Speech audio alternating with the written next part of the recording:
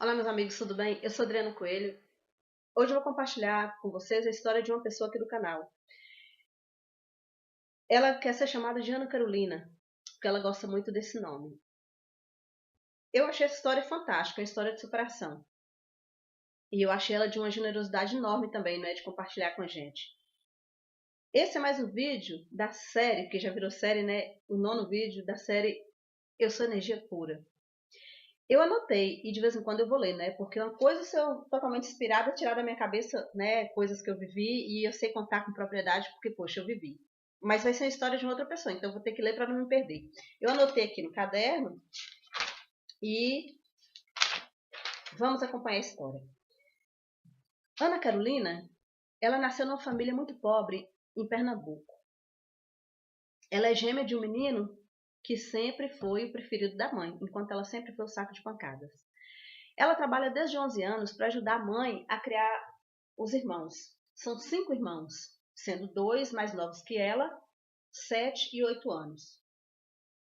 Quando ela tinha 13 anos de idade, os pais dela se separaram. Mas desde 7 anos de idade, né, desde quando ela tinha 7 anos, o pai trabalhava no Rio e só ia visitar a família nas férias. Quando ela tinha 16 anos, o pai foi em Pernambuco, pegou ela e a irmã e levou para o Rio, e ela pensou que ia ter amor e no mínimo, ou no mínimo, uma casa para morar. Mas o pai pegou ela, colocou para ser doméstica, ela e a irmã foram ser doméstica em casa de família, e ela trabalhava mais de 12 horas por dia e tomava conta de 2 crianças, não é? Ela queria estudar, mas a patroa dela tinha medo de perdê-la, né? Então só deixou ela começar a estudar depois de um ano que ela estava nessa casa, né? A patroa deixou ela estudar. Acompanhando aqui, o pai dela foi de férias para o Pernambuco e ficou lá. Quando ela terminou o ensino médio, a patroa pegou ela, colocou na rua com um cheque, sem um tostão no bolso, no dia de sábado. Ela disse que deu branco na cabeça dela. Ela na rua, com a mala na mão, com um cheque, sem um tostão. E aí, Ana Carolina, eu te pergunto, como que você fez? E sua irmã? Onde que ela estava? Você não entrou em contato com ela? Eu gostaria de saber o que você fez nesse sábado e nesse domingo, porque você só foi lembrar de uma amiga, você fala, só lembrei de uma amiga na segunda-feira e telefonei para ela. Então, eu fico imaginando você na rua, num sábado, com a mala na mão, um cheque, sem um tostão no bolso, você precisa dormir, comer, e aí? Você poderia me escrever, minha querida, e me contar o que você fez nesse final de semana? E o que aconteceu com sua irmã? Eu também gostaria de saber. Ela falou que na segunda-feira ela lembrou dessa amiga. Essa amiga, um tempo atrás, né, ela era casada, né? Um tempo atrás ela também passou muito aperto e Ana Carolina ajudou ela quando ela estava numa situação pior do que a de Ana Carolina nesse tempo que ela foi posta na rua com essa mala na mão. E o cheque, né? Então, ela disse que a amiga era doméstica, né? E convidou ela para ficar lá no trabalho com ela até ela arrumar alguma coisa. 2 dias depois, ela foi morar em uma vaga e arrumou um emprego de arrumadeira em um hotel, né? Ela, por um mês, ela ia ficar nesse hotel por um mês. Mas a ex-patroa chamou ela de volta, porque as crianças estavam sofrendo com a falta dela. Ela cuidava das crianças com muito amor. Então, ela voltou com a condição de também trabalhar em outro lugar. Vou dar uma pausa aqui. Ô, Ana Carolina, quando eu cheguei para trabalhar aqui em Portugal, eu também não quis trabalhar no comércio e ficar 8 horas em um trabalho só.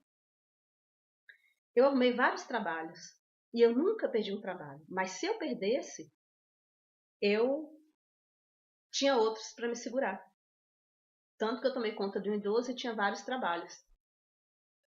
Né? Porque um rapaz que morava na minha família, né? Um pessoal, né? Morava na nossa família, né? E era como se fosse o irmão meu, ele veio para cá e ele me ajudava a tomar conta desse senhor. Então, quando você falou que voltou para sua patroa por causa das crianças, na condição de você trabalhar em outro lugar, eu lembrei de mim. Bem, então você voltou na condição de trabalhar também em outro lugar. Em seguida, a Ana Carolina foi trabalhar como recepcionista em uma pista de patinação de gelo. Depois foi promovida a telefonista no escritório, depois foi promovida a secretária e finalmente a gerente. Só que depois a pista de gelo foi vendida e ela não gostou do novo patrão, pediu demissão. Então ela comprou um bar. 2 dias antes do plano Collor, não é 2 dias antes do plano Collor, o bar acabou falindo. Ela comprou um bar 2 dias antes do plano Collor, o bar acabou falindo. Então ela foi trabalhar numa vidraçaria e foi viver com o namorado. O namorado, não é? Que agora já era marido. Quando a vidraçaria faliu, ela quis voltar a estudar, porque ela só foi ser dona de casa, né? Foi trabalhar na vidraçaria, foi morar com o namorado. A vidraçaria faliu. Então ela pensou, agora eu só sou dona de casa, vou estudar. Foi quando o namorado falou para ela, você já sabe demais, não precisa de mais estudo, não. Gente, eu fico pensando na situação, eu volto no tempo e lembro do meu marido quando eu falei que eu queria estudar, porque eu já sabia que eu queria estudar. Eu não falo para vocês que todo mundo passa pela mesma situação? O diferencial é como cada um age. Outra pergunta que eu te faço agora. A vidraçaria faliu, você foi morar com seu namorado, você foi ser só dona de casa, então você quis aproveitar para voltar a estudar. Ele disse que você já sabia demais. E você, depois de 5 anos, se separou dele porque ele te traiu. Mas quando ele falou que você já sabia demais, você não voltou à escola imediatamente? Ou você, depois dos 5 anos que ele te traiu, foi que você voltou? Eu gostaria de saber disso. Porque quando eu fui ver com o pai dos meus filhos, ele sabia que eu queria estudar. Porque meu pai só assinou nessa condição. Ó, você quer viver com ela, mas você só vai se você deixar ela estudar. Mas depois meu pai morreu, eu tive 3 filhos, meu pai faleceu e acho que ele esqueceu da promessa que fez. Falou comigo, o seu diploma são seus 3 filhos, você não precisa de mais. E eu achei um absurdo aquilo. Depois minha filha faleceu por erro médico e eu pensei, bom, eu não vou ficar aqui não. Eu quero Até que eu comecei a estudar na companhia dele, mas todo dia era uma briga. Aí eu comecei a fazer um curso e ele começou a implicar, aí eu comecei a trabalhar, ele foi lá e jogou aliança no chão e eu separei. Então eu queria saber de você. Se você, quando você quis voltar a estudar, quando ele falou para você que você já sabia demais, você conformou? Porque você disse que só depois de 5 anos você separou dele, né? Porque ele te traiu. Foi aí que você voltou a estudar depois dos 5 anos? Ou você ficou sem estudar os 5 anos porque ele falou que você já sabia demais? Você vai apontando aí, tá? Anota e depois você me fala. O que você fez aquele final de semana? Porque eu fiquei curiosa e me pus no seu lugar. O que eu teria feito, né? E sua irmã, o que aconteceu com ela? E sobre sua irmã não vou falar que não, só falei de você. Mas me conta, porque eu fiquei curiosa de saber, para saber. E eu quero saber se nesse tempo, nesses 5 anos que você ficou com seu marido, se você não estudou. Porque depois da traição você separou e voltou a estudar, não é? O que mais aqui? Peraí que eu me perdi aqui um pouquinho. Vou dar uma pausa aqui, gente, para encontrar parte da história aqui. Pois é. Então, o marido a traiu, né? Depois de 5 anos que estavam juntos. E aí ela separou. Um amigo dela conseguiu para ela um trabalho em uma grande empresa, onde ela ficou por 19 anos. Em seguida, ela foi operada, né, de emergência, retirou o ovário, mas passou 10 anos cuidando do ovário que sobrou. Aos 32 anos, ela voltou a estudar. Sempre disseram para ela que pobre não conseguia fazer faculdade. E ela acreditou nisso, né? Por 10 anos, ela acreditou que pobre não fazia faculdade. A própria família dela falava que pobre não faz faculdade, né? Pobre não conseguia fazer faculdade. Então, ela fez faculdade de letras, em seguida especialização em literatura brasileira, entrou para o mestrado e no início ela engravidou. Ela continuou o mestrado, quando a neném nasceu, ela pegava a neném para não parar o mestrado e levava para a universidade. Então ela levou o neném para a universidade para terminar o mestrado. Quando ela terminou, ela resolveu cuidar da filha e trabalhar. Ela comprou uma casa com o dinheiro que ela juntou durante 9 anos. E ela lançou um livro contando como foi o mestrado dela. Casou de novo. O segundo casamento acabou por traição. Ela disse que foi bom, porque ele só colocava ela para baixo. Ele dizia que ela não ia conseguir entrar para o doutorado.